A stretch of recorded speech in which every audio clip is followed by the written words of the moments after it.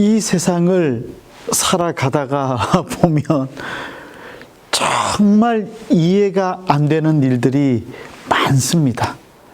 요즘 코로나 이 사태 계속 되는 것만 봐도 이해가 잘 안 됩니다. 과학 기술이 엄청나게 발전했음에도 불구하고 이렇게 바이러스 하나도 해결하지 못하는 모습을 보면 답답하기만 합니다. 우리가 이 땅을 살면서 이렇게 이해가 안 되는 일이 너무 많다는 것이죠. 로마서 9장 6절 이하에 계속해서 나오는 말씀의 내용이 이와 같이 우리가 이해할 수 없는 일을 만날 때 어떻게 생각해야 되는가에 대해서 잘 가르쳐 주고 있습니다.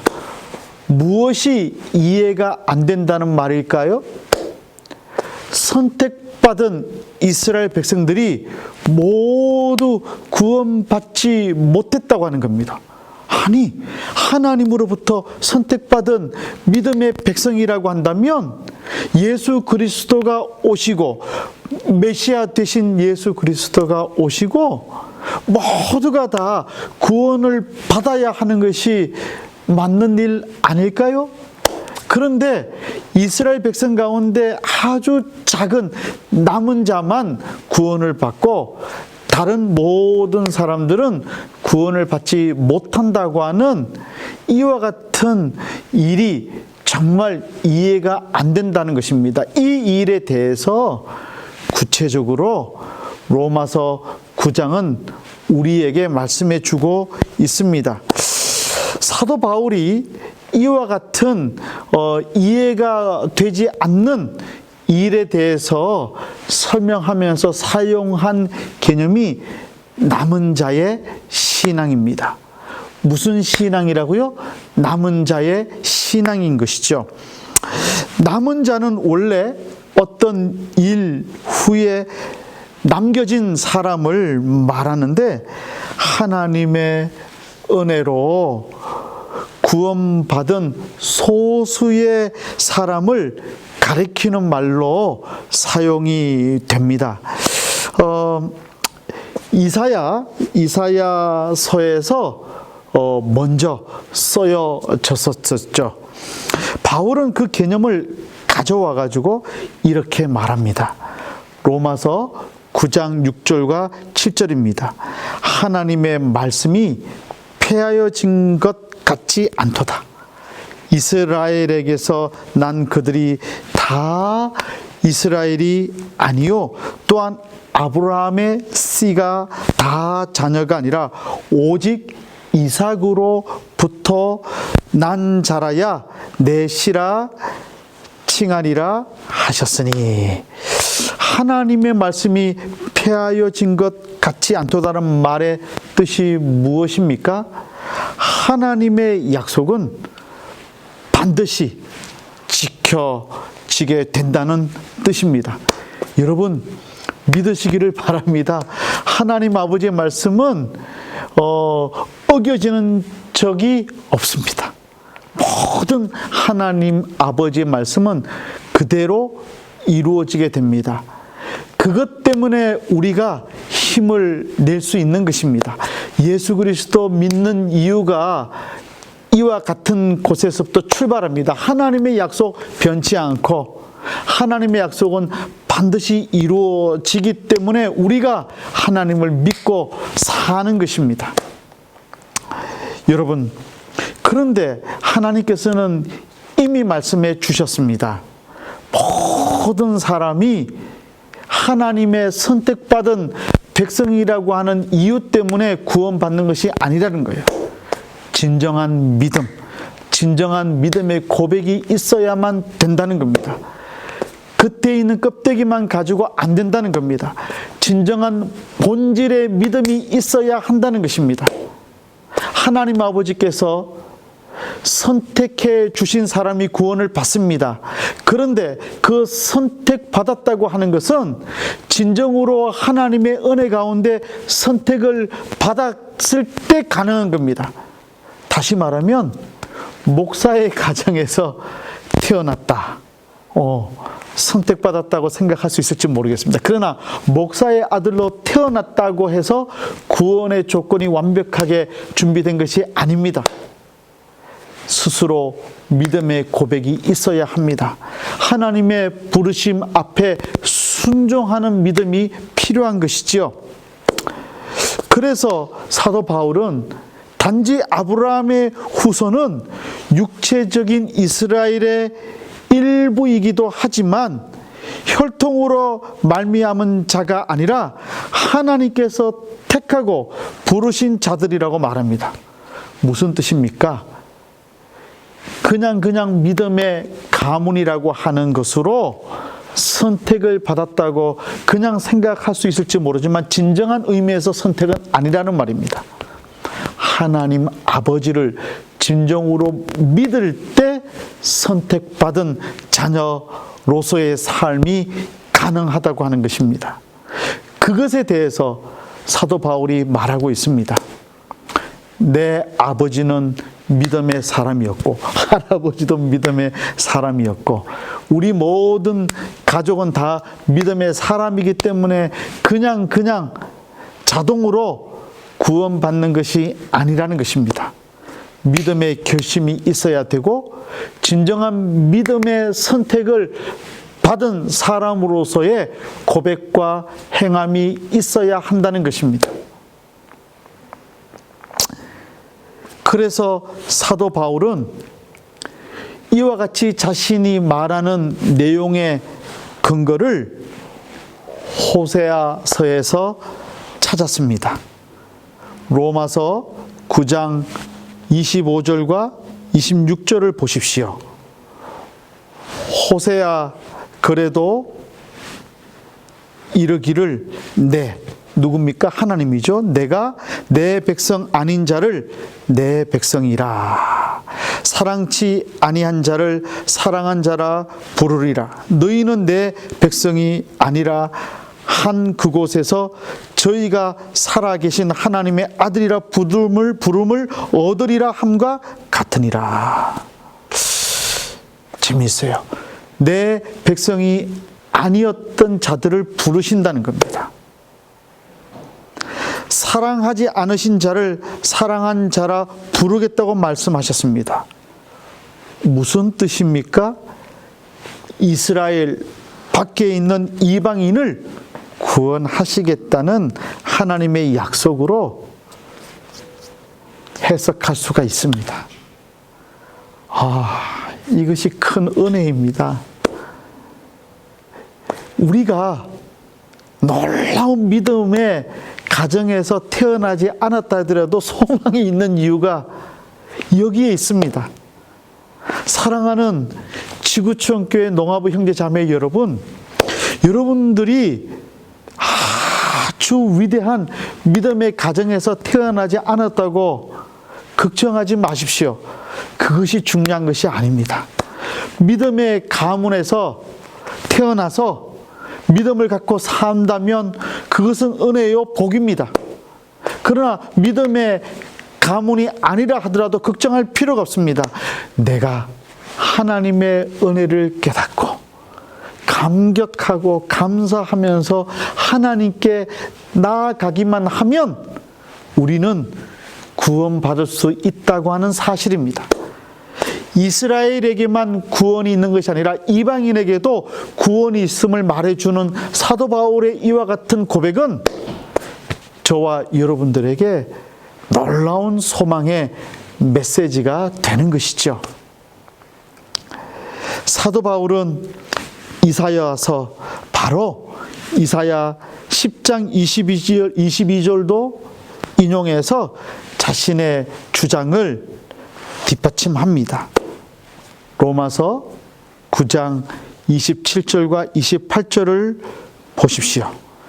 또 이사야가 이스라엘에 관하여 외치되 이스라엘 자손의 수가 비록 바다에 모래 같을지라도 남은 자만 구원을 받으리니 주께서 땅 위에서 그 말씀을 이루고 속히 시행하시리라 하셨느니라.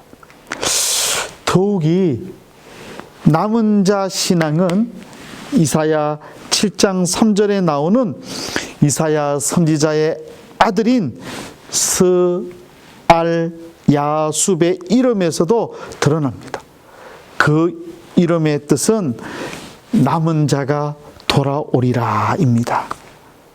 결국 지금 사도 바울은 무엇을 말하고 싶은 것일까요?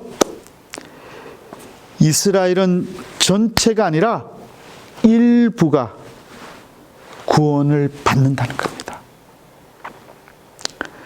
결국 바울의 그 말은 남은 자의 구원이 있다고 하는 것입니다.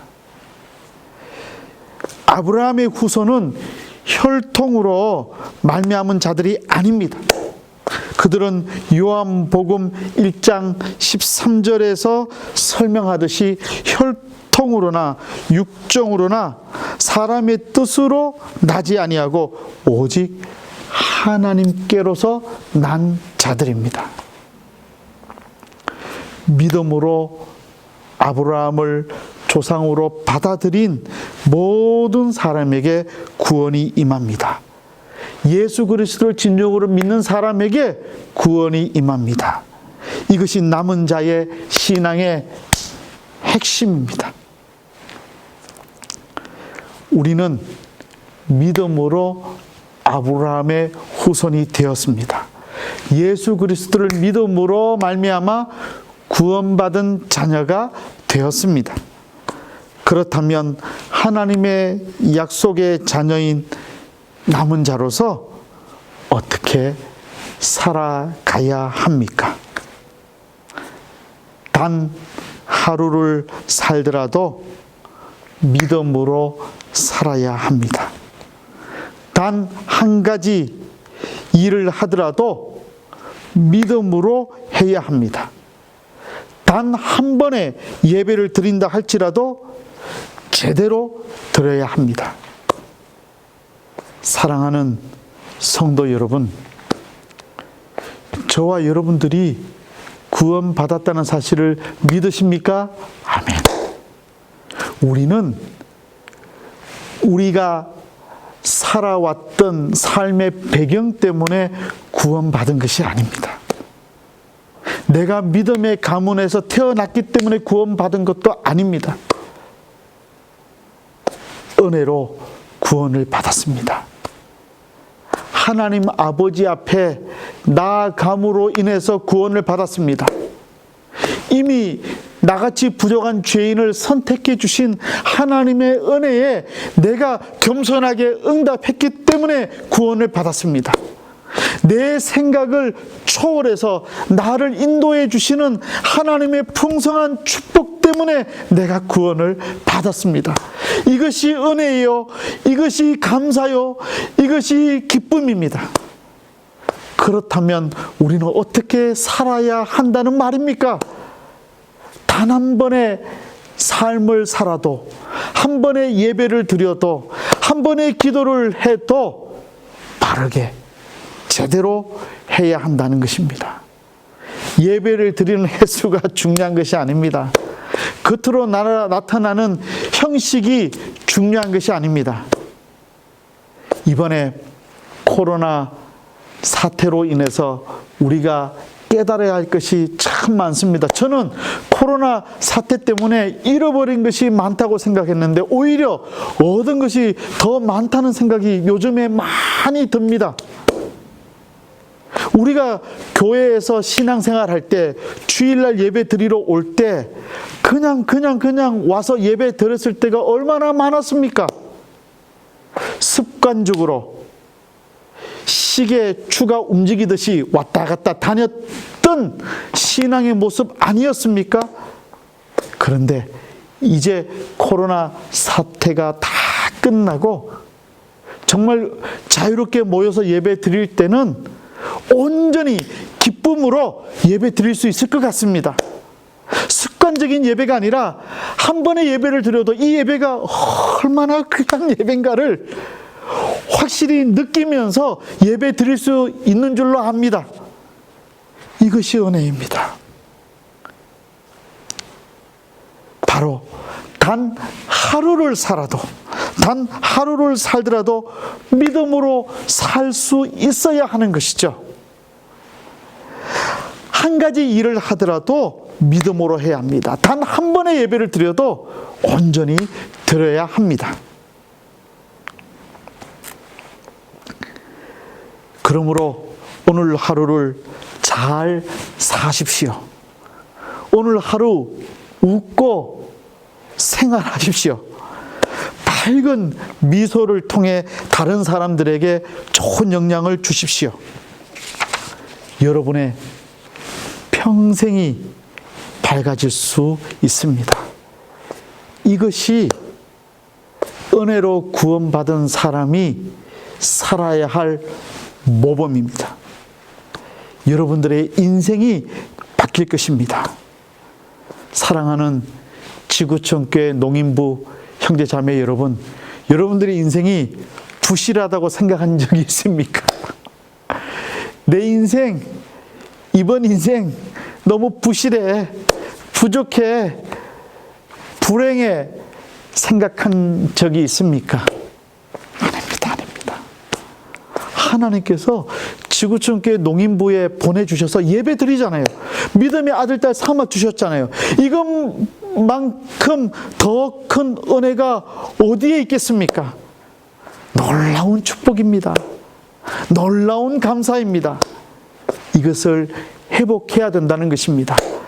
수많은 사람 가운데 나를 믿음의 사람으로, 구원받은 사람으로 남겨 놓아 주셔서, 남은 자 되게 해주셔서 복된 인생 살 수 있는 은혜의 길을 걸어가게 해 주셨잖아요. 그러므로 우리는 낙심하지 말아야 합니다. 다시 일어나야 합니다. 우리는 이 땅에 살면서 죄를 많이 짓고 살죠. 저도 죄를 많이 짓습니다. 거짓말도 하고요. 바르게 살지도 못합니다. 그러나 이렇게 부족한 목사를 하나님께서 은혜로 고쳐주시고 인도해 주십니다. 그래서 힘을 냅니다. 다시 일어납니다. 다시 일어나야 됩니다. 그리고 다시 주님께 나와야 합니다. 여러분, 코로나 사태가 끝난 이후에 다시 예배가 회복되었을 때 여러분들 얼마나 많은 성도님들이 오실까 기대가 됩니다. 그때 오시는 성도님들이 진짜 성도님들이십니다. 다시 주님께 나와야 합니다. 지금 다시 여러분들이 주님께 나가십시오. 예배 드리기 위해서 함께 모이지 못하지만 지금 이때는 하나님께서 개인적으로 하나님과 더 깊은 교제를 나누시기를 원하는 때인 줄로 믿고 개인이 더 깊은 기도 생활, 찬양의 생활, 예배의 삶을 살아가야 할 것입니다. 남은 자는 은혜를 붙들어야 합니다. 이스라엘은 버림을 받았습니다. 이방인은 오히려 구원받았습니다. 그 이유가 무엇입니까? 사도 바울은 로마서 9장 30절부터 32절에서 그 이유를 이렇게 설명합니다. 그런즉 우리가 무슨 말을 하리요? 의를 따르지 아니한 이방인들이 의를 얻었으니 곧 믿음에서 난 의요. 의의 법을 따라간 이스라엘은 율법에 이르지 못하였으니 어찌 그러하냐? 이는 그들이 믿음을 의지하지 않고 행위를 의지함이라. 부딪힐 돌에 부딪혔느니라. 이스라엘 백성이 버림받은 이유는 행위의 율법을 따라갔기 때문입니다. 반대로 이방인이 구원받은 이유는 믿음의 의를 붙잡았기 때문입니다. 사랑하는 형제 자매 여러분, 행위의 율법을 따라가지 말고 무엇을 의미합니까? 그냥 마음 없이 아무런 생각 없이 형식적으로 습관적으로 드리는 모든 신앙의 행위를 뜻합니다. 그냥 기도하는 시간 정해놓고 기도합니다. 그리고는 자랑해요. 기도 나 1시간 했다. 아닙니다. 정말 주님을 사랑하는 마음으로 기도해야 되는 것이죠. 그것이 의의 길입니다. 정말 주님을 사랑하는 것, 정말 주님을 사랑하기 때문에 주님의 말씀대로 살려고 노력하는 것, 그것이 의의 법이죠. 하나님 아버지의 말씀대로 최선을 다해서 사는 것. 잘 안 되지만 끝까지 말씀대로 살려고 노력하는 것.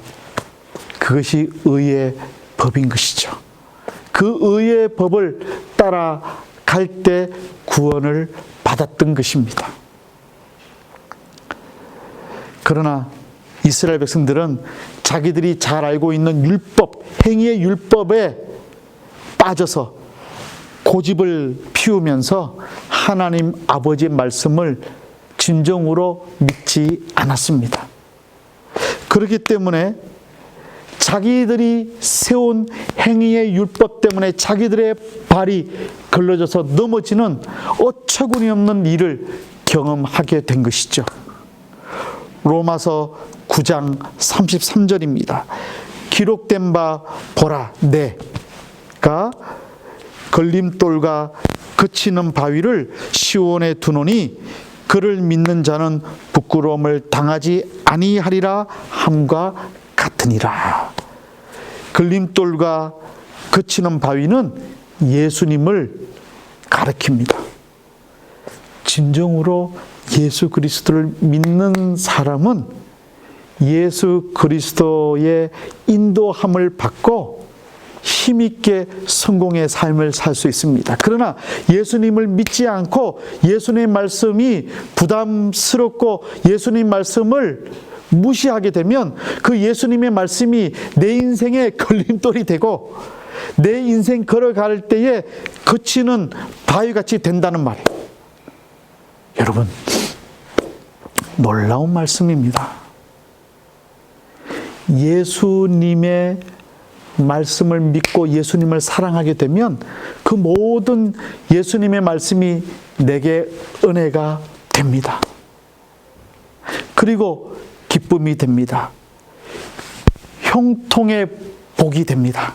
그러나 예수님의 말씀을 믿지 않으면 그 예수님의 말씀이 내 마음에 부담이 되고 내가 잘 먹고 잘 살고 쾌락에 빠지는 그 모든 일들을 하면서도 마음의 양심의 가책으로 다가오게 됩니다. 예수님이 걸림돌이 되고 예수님 때문에 자기 마음대로 인생의 쾌락을 느끼면서 사는데 그치는 돌이 된다는 것이죠.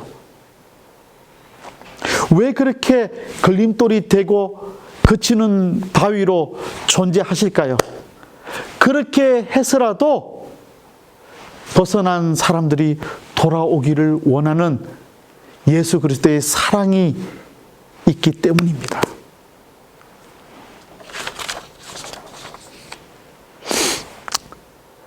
우리도 이스라엘 백성들과 같이 주님을 믿지 않는 사람들과 같이 그렇게 살 때가 많지 않습니까? 내 뜻과 내 만족을 위해서 진정한 믿음의 사실을 부인하고 진실의 모든 일들을 버립니다. 내 마음대로 성경을 읽고 이해하고 그리고 해석해 버립니다. 성경을 읽다가 내 마음에 맞지 않으면 버려버려요. 그런 사람들 많습니다. 그러나 은혜를 붙드는 사람은 말씀 그대로 믿고 말씀대로 순종하며 말씀으로 살아갑니다. 특별히 하나님께서 고난 가운데로 이끌어 가실 때에도 비록 이해할 수 없더라도 그냥 믿고 따라갑니다. 결국 하나님께서 유익을 주실 것임을 믿기 때문입니다. 이게 믿음의 사람이 가져야 할 모습입니다. 예수님도 그렇게 하셨습니다. 예수님도 은혜를 붙잡았습니다. 그래서 인내하셨습니다. 예수님은 특히 기뻐하면서 참으셨습니다. 히브리서 12장 2절 중반절입니다. 예수는 그 앞에 있는 기쁨을 위하여 십자가를 참으사. 그 앞에 있는 기쁨이 무엇인지 예수님은 아셨어요. 십자가를 지고 나면 부활의 능력으로 다시 모든 것을 회복시켜 주신다고 하는 사실을 믿었습니다. 붙잡았습니다. 예수님은 십자가에서 승리하고 나면 하나님께서 하늘과 땅의 권세를 다 위임해 주실 것을 알았고 자신을 통하여 전 인류가 하나님께 구원받는 영광의 날이 도래할 것을 알았습니다. 여러분, 시편 23편 다윗이 고백합니다. 여호와의 집에 영원히 살리로다. 여호와의 집을 믿고 아는 사람은 영원히 살겠노라고 고백하면서 기뻐할 수 있습니다. 이런 사람에게는 놀라운 축복이 있습니다. 내 평생의 선하심과 인자하심이 나를 따르리니. 놀라운 표현입니다. 나는 가만히 있는데 내가 여호와의 집을 사모하고 영원히 함께 살겠노라고 고백하는 믿음을 갖고 살면 하나님 아버지께서 가장 내가 원하고 좋아하는 선한 것들을 내게 따라가도록 보내주시고 부어주시고 채워주신다는 겁니다. 인자하심으로 가득 채워주신다는 것입니다. 여러분, 그것을 소망하고 계십니까? 내가 선하다고 생각하는 것, 내가 가치 있다고 생각하는 것, 내가 원하든 원하지 않든지 관계없이 선한 목자 되시는 하나님 아버지께서 폭포수와 같이 부어주신다는 거예요. 선하심을 나를 따라와 준다는 거예요. 선하심이 나를 따라오는 거예요. 내 인생 가운데 따라와 준다는 거예요. 인자심이 따라와 준다는 거예요. 이 놀라운 은혜를 바라보는 사람. 그런데 이 은혜가 언제 그렇게 고백이 되어졌습니까? 사망의 음침한 골짜기를 다니는 경험을 한 이후에 진정으로 깨달았습니다. 내 잔이 넘칩니다. 고백했고 여호와의 집에 영원히 살기를 원합니다. 고백했습니다. 이 귀한 소망의 은혜를 믿음으로 바라보는 사람은 지금 사망의 음침한 골짜기를 참아낼 수 있습니다. 이것이 은혜를 붙잡는 사람의 모습입니다.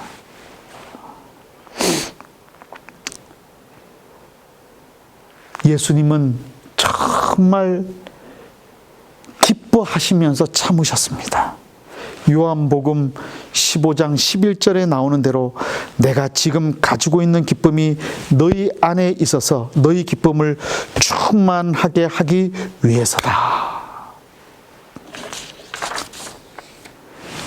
십자가에 달리실 고통과 어려움보다 사랑하는 내 제자와 사랑하는 사람들의 구원이 더 복되고 귀했기 때문에 지금의 십자가의 고통을 내가 기뻐하면서 기다리고 감당하겠노라고 하는 고백입니다. 사랑하는 성도 여러분, 세상에 많은 사람들이 있지만 다 구원받지 못합니다. 구원받은 자녀입니까? 아멘. 구원을 받은 믿음의 사람이라고 한다면 남은 자입니다. 귀하고 복된 이름입니다. 남은 자입니다. 남은 자라고 한다면 영원한 삶을 소망하면서 지금의 어려움을 참을 수 있어야 합니다. 이것이 은혜를 붙잡는 사람의 모습입니다. 고난 당할 때 선하신 하나님, 우리를 안위하시는 하나님을 생각하면서 남은 자의 신앙으로 인내하면 오히려 주님이 주시는 엄청난 보화들을 거둬들일 수 있습니다. 마음에 참된 기쁨과 평안을 누릴 수 있습니다. 사랑하는 성도 여러분, 단 한 번의 인생을 살더라도 남은 자답게 복된 인생 살아가십시다. 단 한 번의 예배를 드리더라도 온전한 감격과 기쁨을 경험하면서 드리십시다. 단 한 번에 내게 주어진 일을 하더라도 기쁨으로 감당해 가십시다. 이것이 남은 자의 신앙이요, 남은 자가 걸어가야 될 복된 인생의 여정입니다. 이 귀한 남은 자의 신앙으로 새롭게 시작되는 한 주간도 승리의 삶을 살아가시는 저와 여러분들이 되시기를 높으신 예수님의 이름으로 축원합니다. 아멘. 기도하겠습니다. 사랑하시는 하나님 아버지, 감사합니다. 죄 많은 사람들을 사랑해 주셔서 구원해 주시고 정말 남은 자로서의 삶을 살게 해 주셔서 감사드립니다. 구원받은 사람으로 남은 자답게 이제 복된 인생을 기뻐하면서 살 수 있도록 인도해 주시옵소서.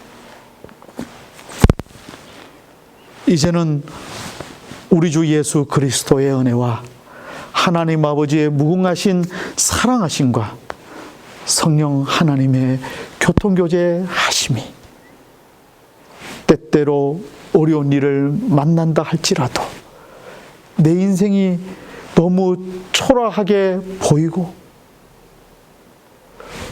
부실한 인생같이 느껴질 때라도 이렇게 연약하고 부족한 사람을 구원해 주셔서 귀하고 복된 하나님의 자녀 삼아 주셨다는 사실 앞에 겸손히 무릎 꿇고 감사할 수 있는 저희 모두가 되게 해주시고 이 감사하는 마음으로 남은 자의 신앙으로 단 하루의 삶을 살더라도 단 한 번의 인생을 살더라도 단 한 번의 예배를 드린다 하더라도 오직 주님에게만 집중해서 믿음으로 살아가겠노라고 결단한 당신의 귀한 아들, 딸들 머리 위에와 그 가정 위에 지구촌 교회 농임부 위에 지구촌 교회 위에 이제로부터 영원토록 함께하옵시기를 간절히 축원하옵나이다.